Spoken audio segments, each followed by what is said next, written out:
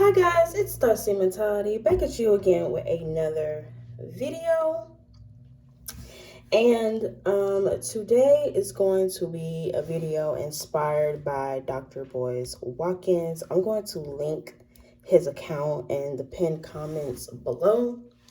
And on his page, he talks about a lot about Black financial wealth, Black financial family literacy. And in some of his speakings, lectures, talks, he has mentioned the truth about desegregation and when it comes to Black wealth and Black economics. And today, I was just going to add to some of those points and really speak on the conversation of desegregation at that time, which was odd.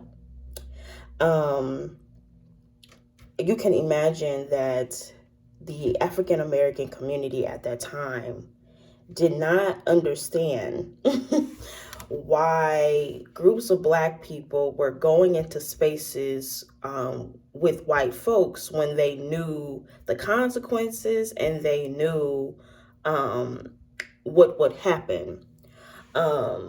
We all know that the protesters were prepared individuals for the civil rights propaganda or the civil rights movement, right? But African Americans at this time did not really understand why we were integrating into white societies when we had our own restaurants, we had our own businesses and our own communities.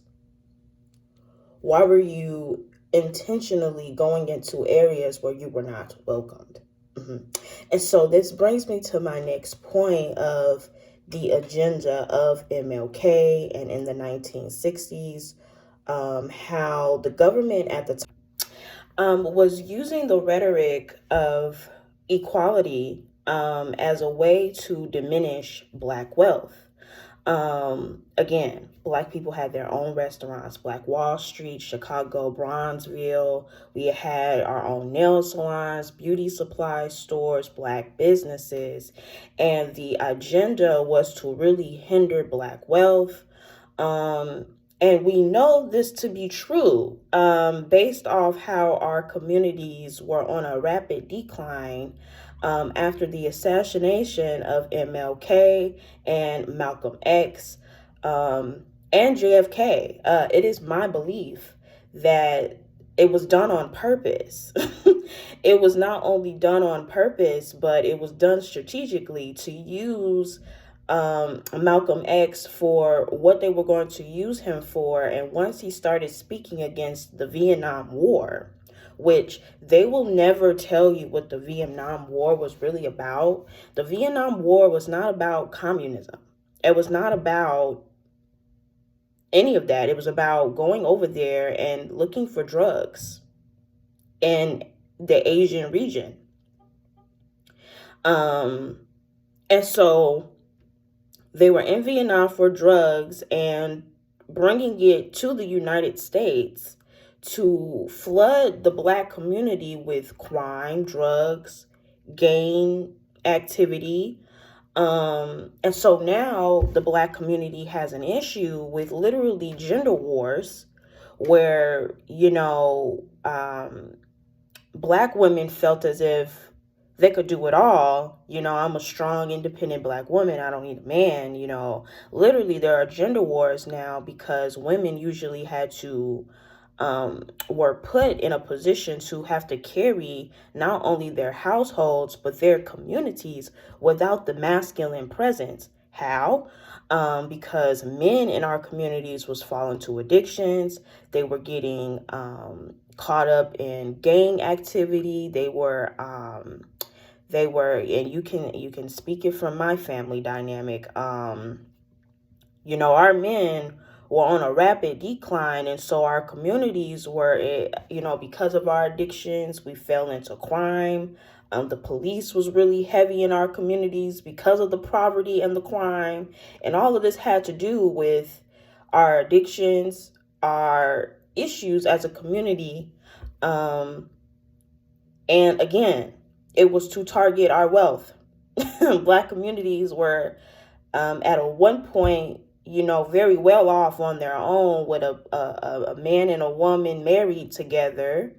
And then after the 1960s, obviously there was a rapid decline in Black love, Black house ownership. And so it was an agenda from the beginning.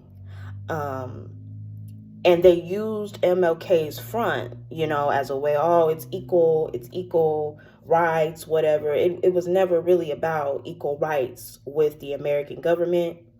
It was always about, it was always about taking our wealth. Same thing as it was with slavery, okay? We were on a rapid decline with as far as, and you must imagine how shocking it was, because right after the 1930s, and right after slavery, we were having our own established businesses. We were doing well on our own without their help.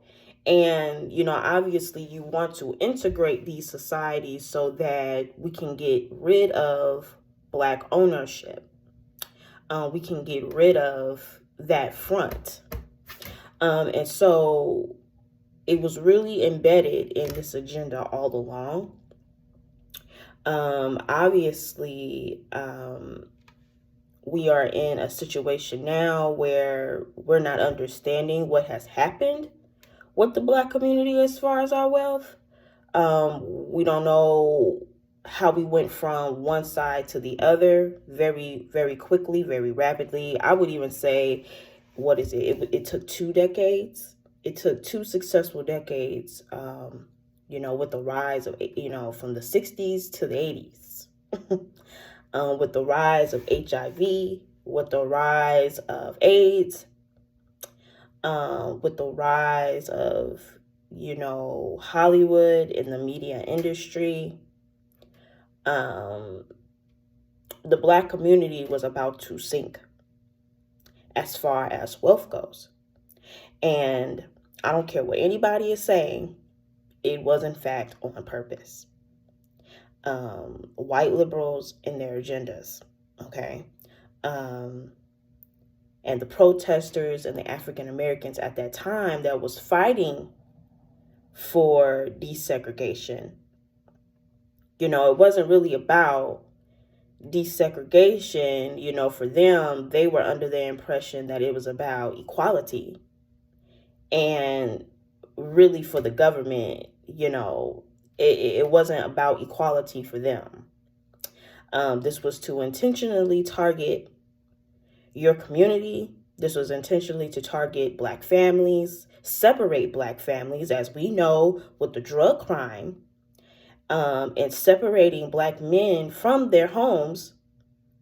It was all to diminish the Black family structure, particularly the Black nuclear family structure, on top of that being the key as to why there was Black wealth. Black unity and Black families is what created Black wealth. Within our communities, and them knowing this is what established the FBI colluding in our communities, dumping drugs. They say it like, they were dumping drugs and guns in our communities, but it was kind of deeper than that. They had women who, even today, we are still complaining that women do not get paid as equally as men do. So obviously, if a woman, especially a Black woman, was the head of a household, obviously she is stuck in the projects, or she is stuck in poverty because she is not making as much money and bringing enough income in, as if, compared to if she was with her masculine. Okay, and so now there's an issue in the Black community with gender warfare, as far as, women feeling as if they run the show, and then men carrying this ideology of being misogynistic, hadn't seen the Black woman have to be on her own for so long.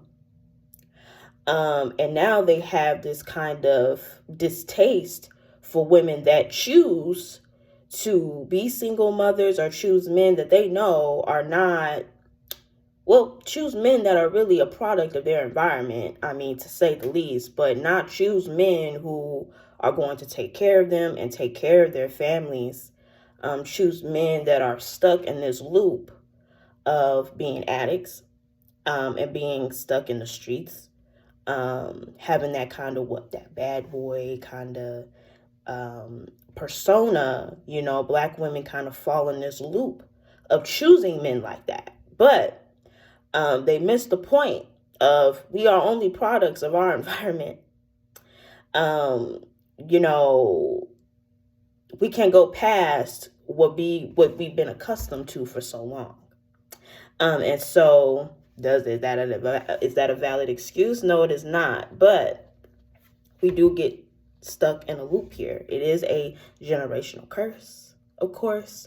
Trying to get out of that loop, trying to get back to choosing men who are choosing to be great fathers, who are choosing to be working dads, who are choosing to collaborate and listen to their feminine counterpart, to her wisdom, to her guidance, and not trying to defame her or, you listen to me, and, I'm the man, having to get rid of all of that is going to take some time and it's going to take practice. But it all originates at, the decline of Black wealth and the Black nuclear family structure right after the 1960s. And this white liberal agenda. And yeah, so I really, really wanted to expose the truth of segregation or desegregation. I know today a lot of us are trying to rebuild Black Wall Street. I know that in previous videos I have mentioned that we would need reparations to rebuild our communities and get back to establishing Black wealth. But, the other side to desegregation was really the beginning of capitalism, which is another segment of this conversation. With segregation, you can bring forth businesses that can start internationally, like McDonald's and Burger King. So now you don't have like home cooked kind of restaurants, you have franchises. And white and Black people go to these establishments,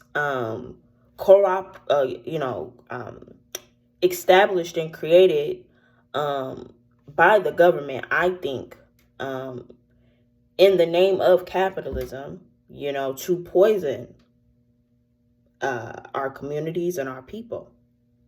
And so in the previous video, I mentioned that it's no longer, black and white anymore. I mean, of course, back then it was, but today we are all stuck in this system, bad food, big pharma, getting sick.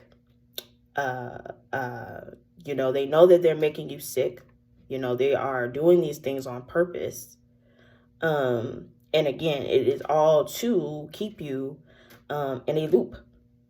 And to keep you from progressing.